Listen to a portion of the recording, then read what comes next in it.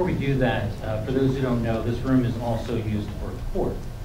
And so in between our last meeting and this meeting, it appears that our gavel has gone missing.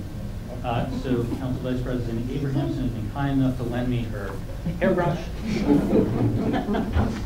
So with that, we will call this meeting to order at 7:30.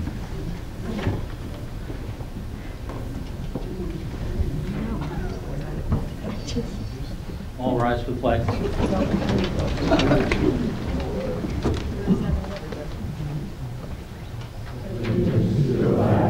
United States of America, and to the republic for which it stands, one nation, under God, indivisible, with liberty and justice for all.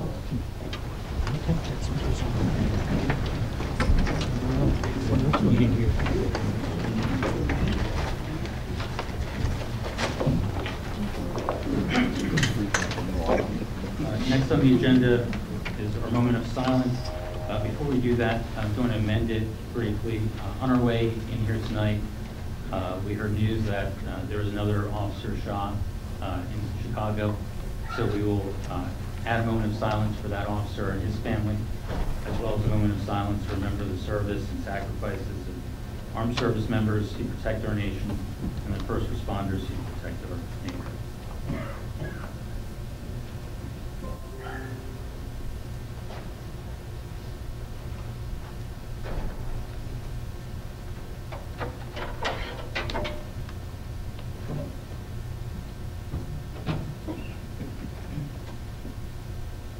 Please call the roll. Here. Councilmember Friedlander. Here. Councilmember Cuccia. Here. Councilmember Here. Councilmember Smith. Here. Councilmember Sackett. Here. Councilmember Kelly. Here. Vice President Abrahamson. Here. President Senior. Here. This meeting was advertised in the Daily Record, the official newspaper for the Township of Rockaway, on January 8, 2018. Notice was posted in the official bulletin board of the Rockaway Township. Next on the agenda is the approval of minutes of January 2nd. There were some edits made to those minutes that were on Friday. So as a result, we're going to hold off on approving it to give council members additional time to review those minutes. This will appear on the agenda for the next meeting. Next item on the agenda is council appointments, item number 7. We will not be making any appointments to these at this time. As you might be aware, this council passed a resolution at our first meeting to enable this council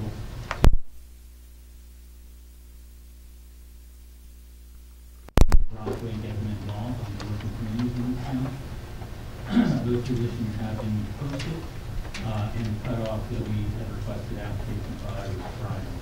So we will begin to review those applications and hopefully make those appointments at the next meeting. Additionally, a little over a week ago, an additional advertisement went out for a financial review board. So if you haven't seen that, it's posted on the web and in the newspaper as well. We certainly welcome any residents who have an interest in being on the financial review board. The code requires that at least 3 of those 6 appointments be of residents who have either CPA or background in business or finance. Again, we would absolutely welcome anyone who's interested in that board to assist us as we review the spending of the town and go through the budget process. And thank you again to everyone who has already submitted their applications to volunteer on one of these working committees. Next on the agenda, item number 8, council president appointments. Previously, we made appointments, or I made appointments to Technology Advisory Committee. Tom Brennan is the chair of that committee. He's here with us tonight. Pat Seeger from the Township is also a member of that committee. I'm adding to that committee residents Stephen Vargas and Brian Whitty. Thank you to both of them for their willingness to serve on that advisory committee. There are no appointments at this time to the Water and Sewer Infrastructure Committee.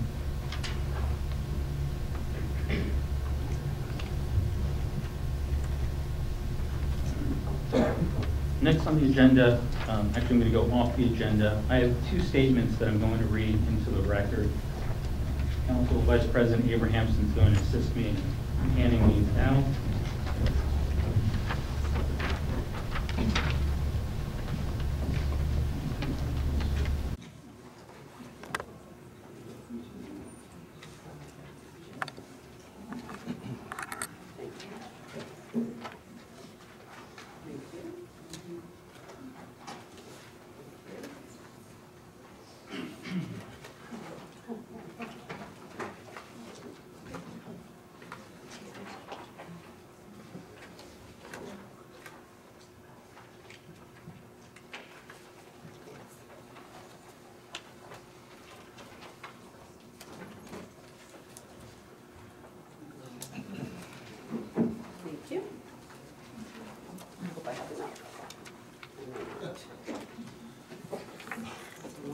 Give you more than one, please give it to somebody else.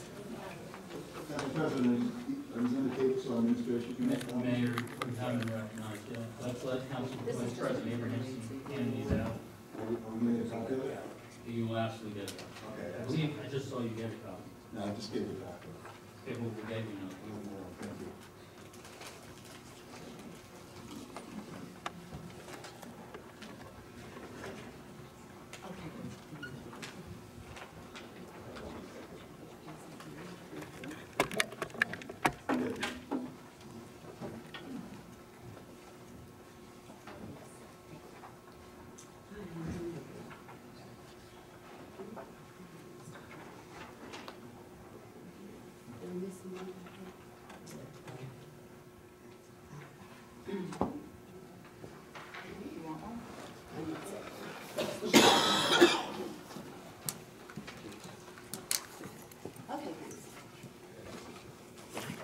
Hey.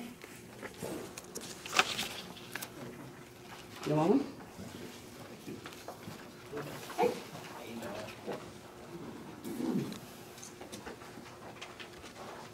Thank you.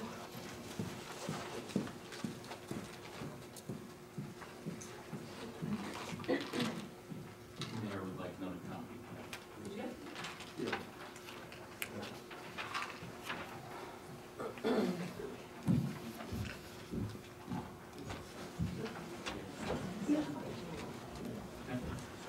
The statements are related to ordinances that are on the agenda for this evening's meeting.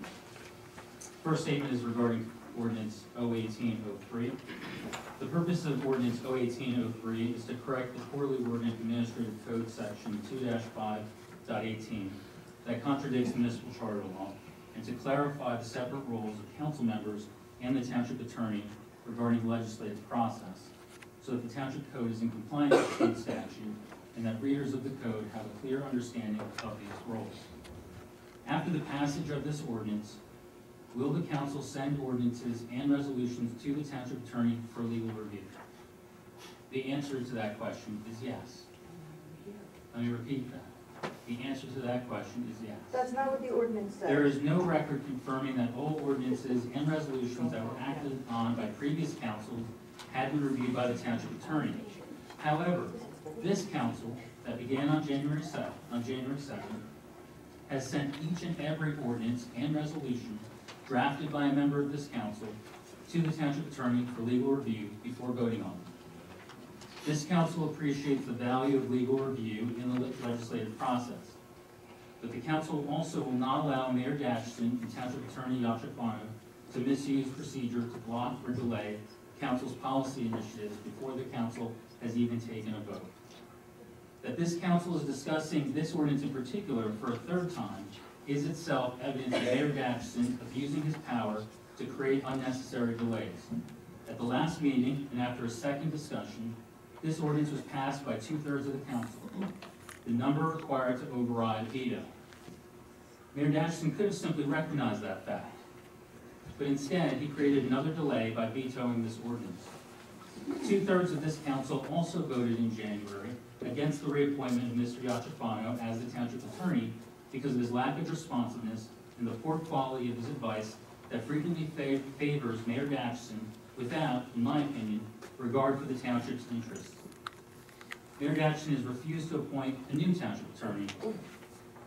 Mr. Yachafano gives legal opinions that fail to provide proper legal citations, statutes, code, or case law, forcing council members to ask follow-up questions to request the basis of his legal opinions, as well as perform their own research to check his work.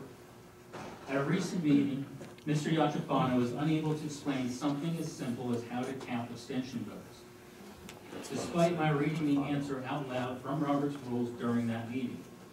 Only after I sent him a written request for a legal opinion on the matter did he finally provide a written response, again without legal citations. His response mirrored exactly what I had read during the meeting. It should come as no surprise that the vote during which the abstentions took place was not a favorable one to Mayor Gatchison. Mr. Yachafano consistently exhibits an inability to be impartial and represent the best interests of the taxpayer. He acts as if he is the personal attorney of Mayor Gatchison, with taxpayers footing the bill, and leaving the council without legal representation. By acting as the mayor's personal attorney, Mr. Yachafano is placing himself in a conflict of interest on matters of the township. There are many reforms that members of this council are seeking to work toward, but first we have to get past the procedural roadblocks as soon as possible. The second statement is regarding Ordinance 01804. The purpose of the amended Ordinance 01804, which is on the agenda tonight, is to prohibit the part-time elected officials of the Township of Rockaway from receiving health benefits from the township and to bring the township into compliance with state law that changed in 2010 regarding elected officials' health benefits eligibility derived by virtue of holding elected office. This ordinance is modeled on Ordinance 2017-03 that was passed in February of last year by Scotch Plains, which has the same form of government as Rockaway Township and also participated in the state health benefits program. The language in this amended ordinance adds the phrase, "as permitted under applicable law," in 3 places to make it crystal clear to the public that this council's legislative intent is to bring the township into compliance with the law, not to contradict the law in any way. Despite this amended language, Township Attorney Yachafano sent a memo on Friday claiming that this amended ordinance is, I'm quoting him, "as fundamentally illegal as the original version." And then ironically, he uses the same language as in the amended ordinance, he's stating, and quote, "the council has no power to pass an ordinance that conflicts with applicable state law." The remainder of the memo attempts to conflate this ordinance with the ongoing personal litigation against Mayor Gatchison and Councilmember Quinn. As Township Attorney Yachafano is well aware, this ordinance is prospective, not retroactive, and the court will make its own determinations about the past practices of Mayor Gatchison and Councilmember Quinn. It must be noted that for almost as long as the personal litigation has been ongoing, the Township Attorney has been appearing at those court hearings for the personal litigation and has been unsuccessfully attempting to have the Township intervene. How could it possibly be in the interest of the Township to become involved in personal litigation to which it is not a party?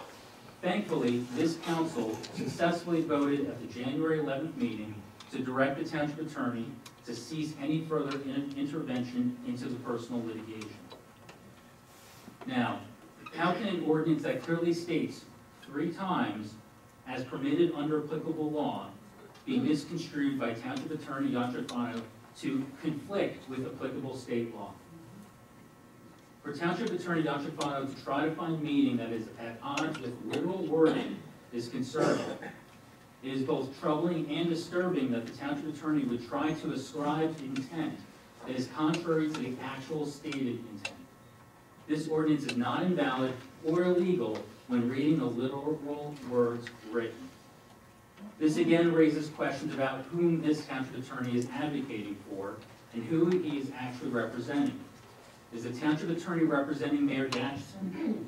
If so, then he is in clear conflict because he has a duty to represent the Township and to base his opinions on the actual literal language of the ordinance, as opposed to the narrative that Mayor Gatchison and Township Attorney Yachafano want to create for it.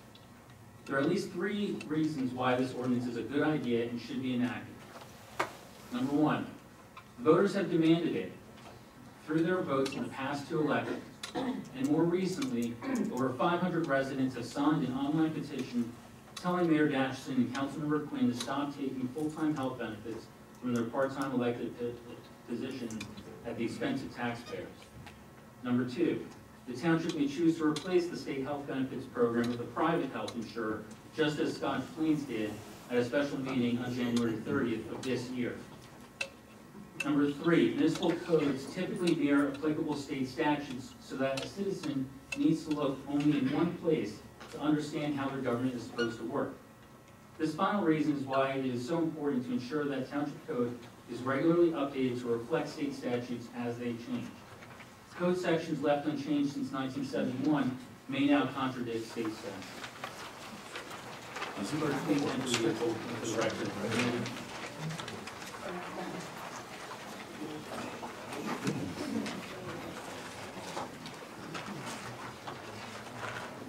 Next on the agenda, we will open the meeting to the public, limited to agenda items only.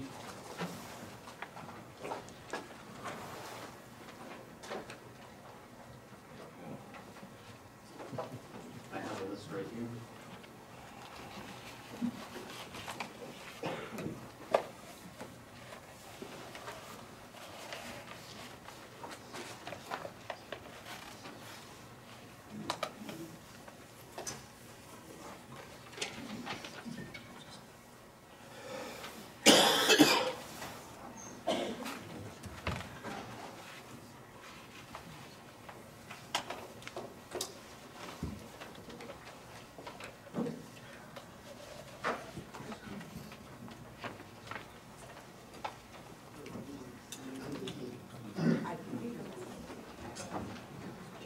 So the first sign sheet, for those who are new to this meeting and new council meetings this year, one of the new things that this council has done is that we have added 2 public input sessions. One at the beginning of the meeting, limited to agenda items of the council, and a second one at the end of the meeting, open to any topic that a resident would like to discuss. The sign-in sheet has the name, address, city, email address, and the subject that the person wishing to speak would like to speak on, would like to discuss. So there are currently on this list items that are not on the agenda and that are blank. So I will go through the list and call these names in order, but I will ask that those who are speaking limit their discussion to items that are on the agenda. And if there are other items that they would like to discuss, I would invite them to sign the second sign-in sheet that's over there and come back later and continue on that so that we can then move forward with the business we have on the agenda. So first, and I'm also going to read what it says on the sheet. Ordinance 2-5.14 requires that any comments or questions made during the public portion of the council meeting must be addressed to the council as a whole and not to any individual council member. The failure to comply with this ordinance may result in the termination of any further opportunity to address the council at that session. This is the same wording that it's been for the 4.5 years that I've been a member of the council. I would also ask that if a member of the public is speaking, and just so you're aware, our code provides 5 minutes of speaking time. We have a clock that is set for that. If you are in mid-sentence, as you hear the buzzer go off, out of respect to your fellow residents who would also like to speak, we would ask you to please finish out that sentence and then relinquish the microphone to the next person. First on the list is Dave Press. Please state your name and address for the record. Dave Press, 71 Oakland Avenue. Make a brief comment about this piece of garbage. By failing to follow the advice of extremely qualified attorney John Yachafano, I have 3 words for this council: lawsuits, lawsuits, lawsuits. Thank you. Thank you for your comments. Next on the list is Carrie Borowski.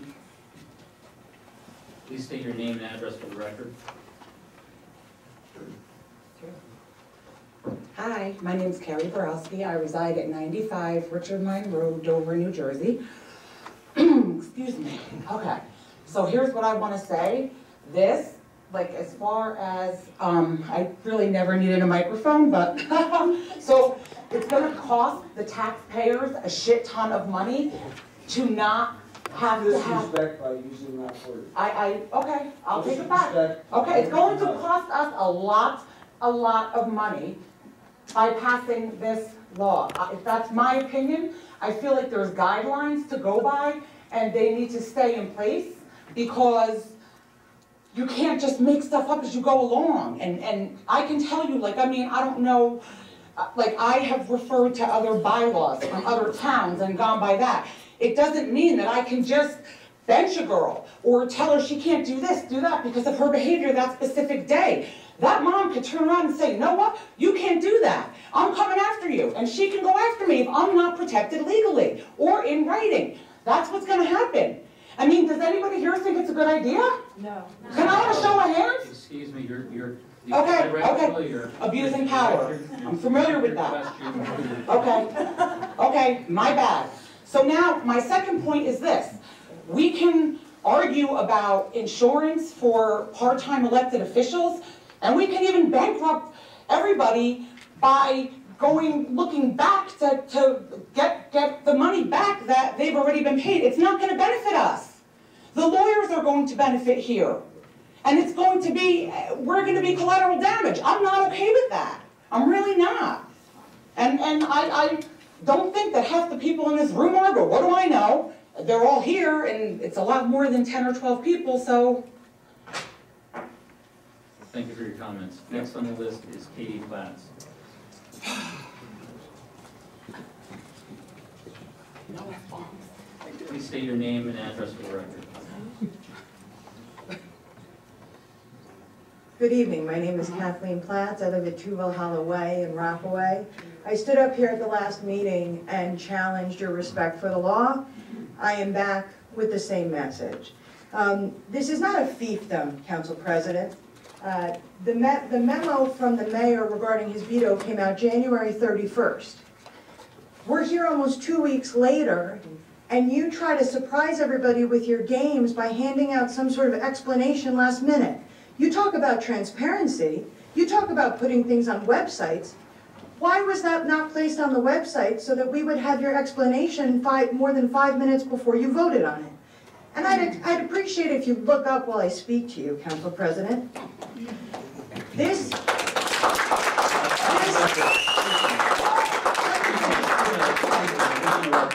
For the record, I'm making notes on what you're saying so that I can be aware of what you're saying. Okay, I just noticed that you generally don't look at the speakers, including me. I generally The reason, the last time we were here, you placed on the record your nonsense explanation for the reasoning behind the ordinance to eliminate legal review of statutes, that you wanted to make it more in line with the true meaning. The fact is, that's nonsense. What you want to do is exactly what you're doing, which is eliminate requisite legal review of laws. You're creating laws. You can nod your head no all you want. You are creating laws, and none of you, not a single one of you, is a lawyer. And guess what? Even if in your nonsense memo you indicate that you're going to present this to a lawyer for review, again, this is not a fiefdom. This is a law that will continue past your tenure. So when there are future councils, maybe they won't have that opinion. Maybe they won't produce it for legal review, and they won't have to. That's the law you're creating. When I speak to corporation councils, that's township attorneys from other places. They can't even believe this. You cite another township that has an ordinance related to your health care ordinance. Give me, again, I challenge you, give me one municipality in this entire state that has ever codified the exclusion of requisite legal review for ordinances. Because the only thing you're doing is eliminating a lawyer's review of a law. I don't think any of you quite understand the nuance of creating laws. One word can change a law from being legal to being illegal, from being a situation where somebody can commence suit against the municipality and collect, to being a lawful ordinance. So please tell me, besides your personal distaste for the township attorney, please tell me, why would you not want a lawyer to review a law when none of you have any legal experience? You talk about the need to do legal research on your own. Let me explain something to you. You're not a lawyer. You don't even understand that legal research. The fact that you have a personal problem with the township attorney because of whatever your personal vendetta is shouldn't result in a law being created that eliminates this particular township from making sure that the laws we pass are legal. Because if you create illegal laws, you are asking for lawsuit, you are asking for judgments against this municipality, and we talk and we talk and we talk about taxes in this town. Who's going to pay? We are. We are your constituents. Sir, we are your constituents.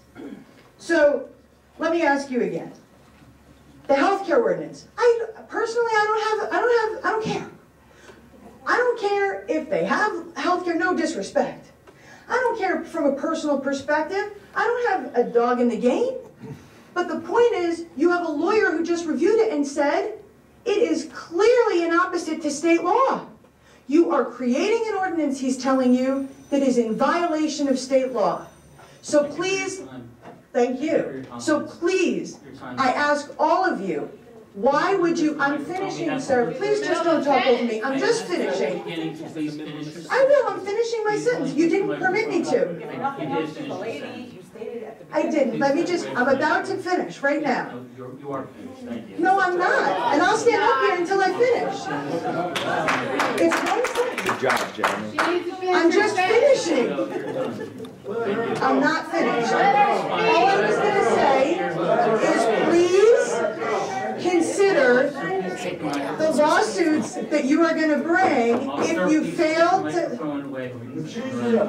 Thank you. Thank you. Really Next all on that I have to say. Because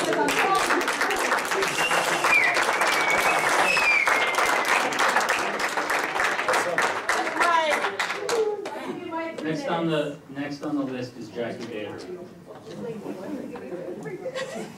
Okay, thank you.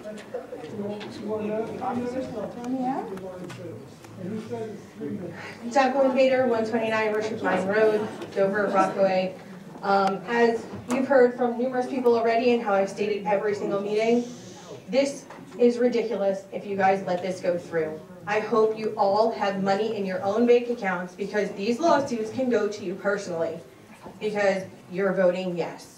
And when your yes vote goes, you're not just covered by the town, you are covered by your own insurance as well, especially when the town loses their insurance. As stated per emails and what is stated, numerous attorneys have said, you guys are going to lose insurance, which means the town's going to lose insurance.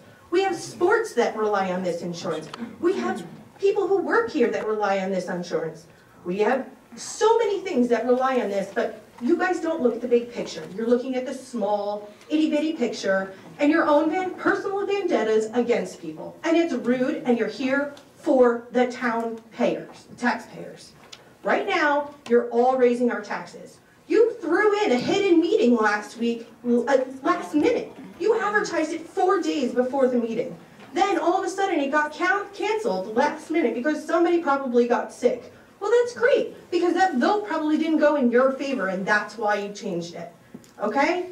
How much money did that all cost you? You had fees for people that were supposed to be here. You had posting fees in the newspaper. There were other fees that were incurred. Who's paying that? The taxpayers, yet again. But you don't think about that. You think about your personal agendas, okay? There is no reason why it could have been stated at this meeting that you wanted to have a meeting. It did not have to be pushed last week. There's no reason that veto had to be brought up last week at a special meeting. It's brought up at the normal town council meeting. And having a meeting at 9 o'clock on a Thursday morning for town residents that mostly work because we have to pay these taxes is absurd. It is rude. I hope if you guys have nothing better to do with your time, that is a problem. Because this is when it's supposed to be taken into account. This meeting, open to the public at night, so people can come who pay our taxes to this meeting. I really hope you guys all take a deep look at what's going on, because you said that you were going to have everything's been reviewed by the attorney, which is bull. Because as the rec committee, I did not see the ordinance that was, oh, it was introduced, but then it was drafted last week, to last meeting. I don't want to hear it. It was not reviewed by the attorney. It was not reviewed by the recreation committee. It was not reviewed. The whole thing is supposed to be reviewed for a reason, because did you see how much it changed from that draft? Legal looked at it. We looked at it. It got taken apart because it was illegal. The things that were stated. You have legal representation for a reason. Yeah, keep winking. It's great. Have a good day. Yeah, class.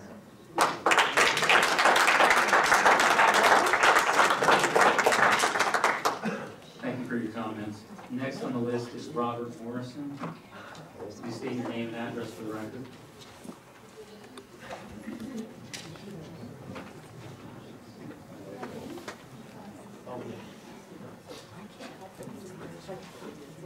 Hi, Robert Morrison, 19 Lennox Road, Rockaway.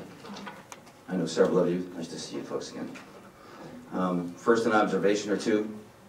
Thankfully, Rockaway Township is not Scotch Plains. And so that's number one. Number two, Rockaway Township already gets a bargain with its elected leaders. While there's no time clock to punch, calling your job, or the mayor's, a part-time job is a misnomer. But nevertheless, that is being cited as justification for changing the rules.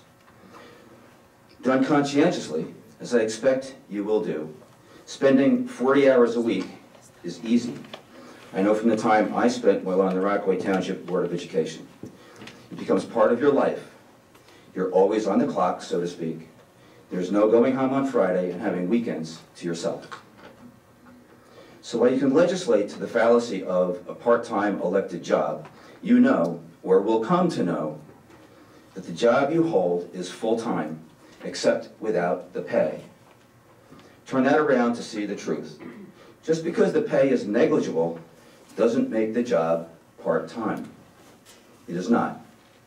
Congratulations, that is what community service is about.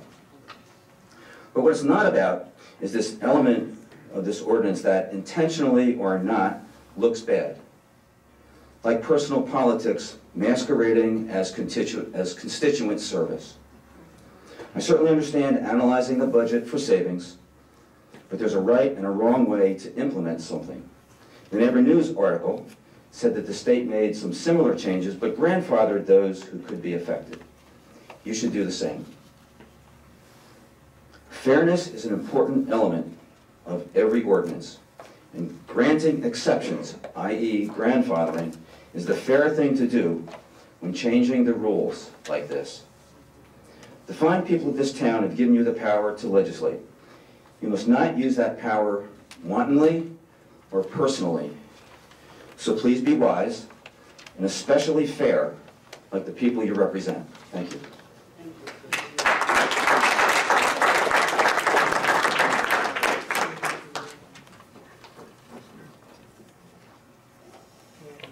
Thank you for your comments. Next on the list is Frank Jekyll. Yeah, everything I was going to say has been said, so I don't need to. Thank you. Next on the list is Paul Savage.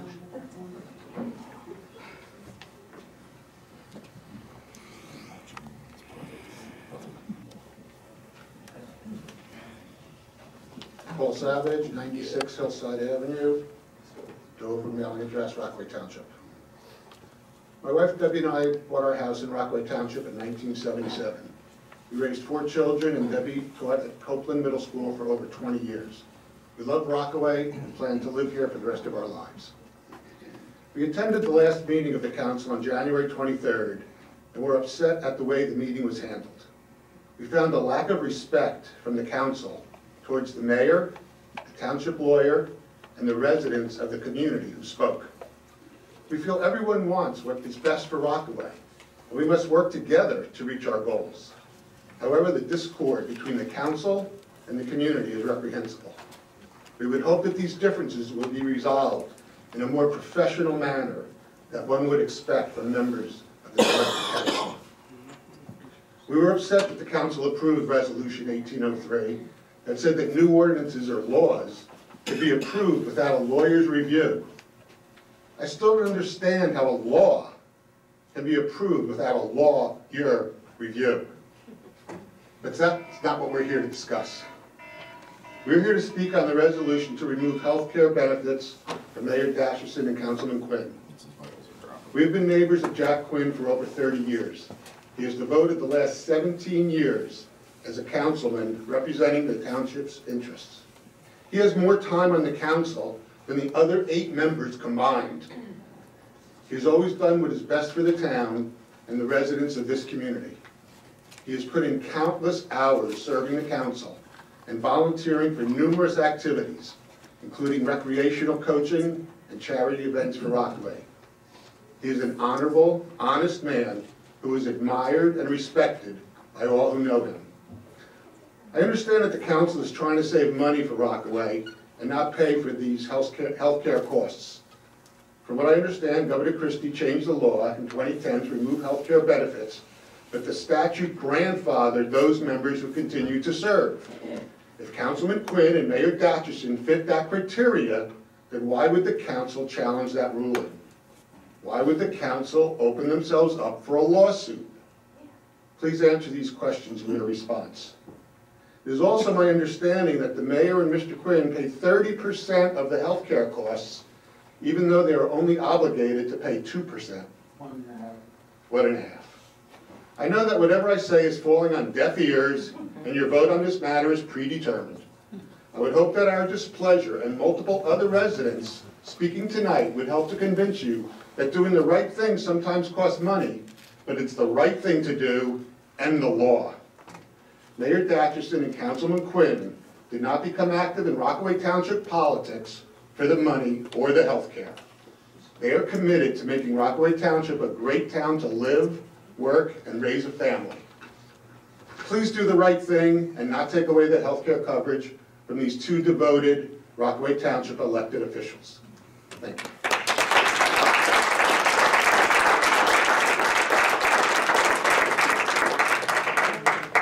Thank you for your comments.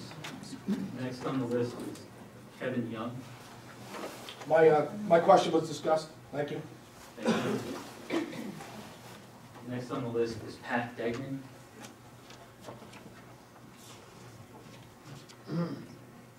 Pat Degnan, 88 Valley View Drive. I'm very discouraged by this memo that you handed out tonight. I think the ordinance that was proposed was incorrect after reading through it and reviewing it and sitting here for quite a number of years watching what the council does. But I also have another problem. I try to attend as many council meetings as possible, but when these other meetings are put in at times that I'm not able to attend, I think it's ridiculous. Our town council meeting for the last 48 years has been on Tuesdays. Well, now there's 1, 2, 3, 4, 5, 6 Thursdays in this coming year.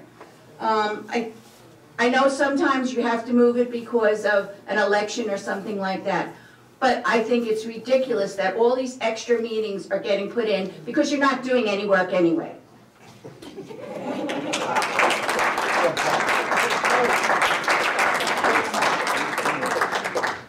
Thank you for your comments. Next on the list is Mary Lynn.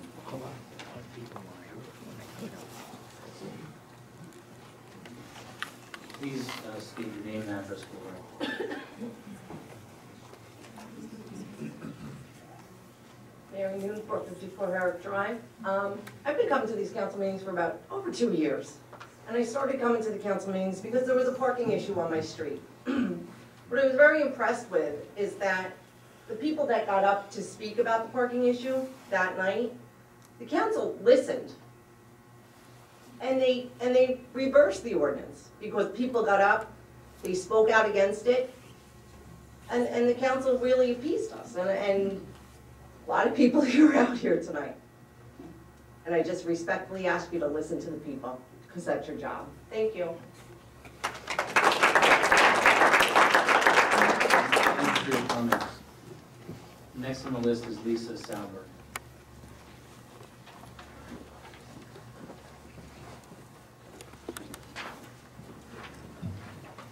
Please state your name and address for the record. Lisa Salberg, 10 Bergen Hill, Rockaway, New Jersey.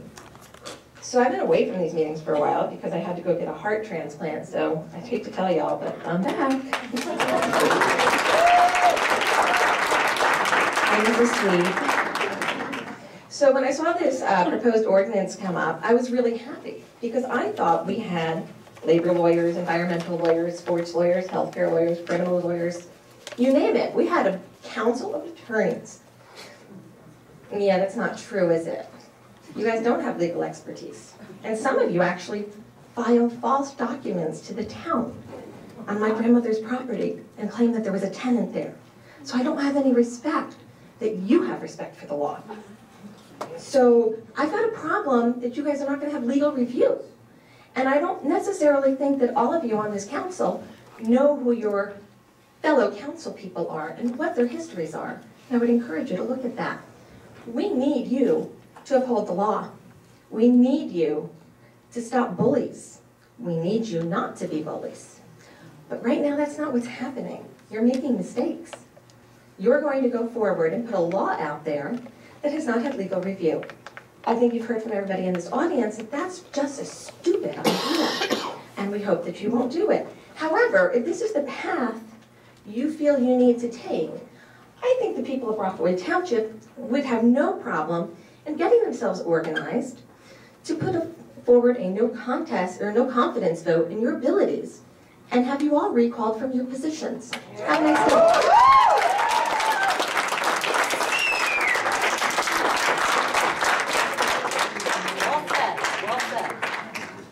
Thank you for your comments. Next on the list is Bernard Hyatt. Please state your name and address for the record. My name is Bernard Hyatt. I live at 22 Sioux Avenue, and I've been up here for 50+ years. I'm looking at each one of you in sheer disappointment. I look at each one of you in shame. I look at each one of you who have personal vendetta to two honorable people. One person mentioned 17 years. 17 years. Can you remember when your child was born and when they turned 17? You're looking at a mayor who's been in and out of the hospital. His wife is still in and out of the hospital. I look upon some members who've served on the police force for many, many years, who somewhat might know some part of the law. I look at a group of individuals that when I came to White Meadow Lake, it was all about friendship. It was all about having good neighbors. It was all about doing the right thing. But there's a vendetta, I feel it in my heart, that there's been meetings outside of this room, personally to go after the mayor, personally to go after Clinton. Why, I don't know. It has to be either political or it has to be personal. Now, these people are friends of yours. Ma'am, I'm talking to you as well. I would appreciate you giving me the attention I give you. I'm saying to myself, how in the world can you sit there as a good neighbor and try to do something illegal? This is illegal, presenting it a few minutes before the council meeting. You should know that it's illegal. You should know before you, I'd like each and every one of you, police officer, can I give this to them for them to sign? Because I'd like each of you to, yes, up there, that you give it to me. To sign, so your names are on it. So when the lawsuits go flying, you'll individually be sued. You'll have to have your own lawyer to pay for it. You'll have to open up your bank accounts. You might even have to put your house up. because there definitely will be individual lawsuits. And the lawyer that you disrespected and the lawyers that we will hire will not be your lawyers. You'll have to get your own personal lawyers. You'll have to pay for them. Are you prepared to do that? Or are you prepared to do the right thing? Shame on all of you. Shame, shame, shame. And I'm not going to go personal on this to any individual, but the disrespect that you've proven to have to our community absolutely violates anything that I've ever thought of or heard of when we moved into Rockaway. And I don't want you to say thank you, because I don't trust you and I don't believe you.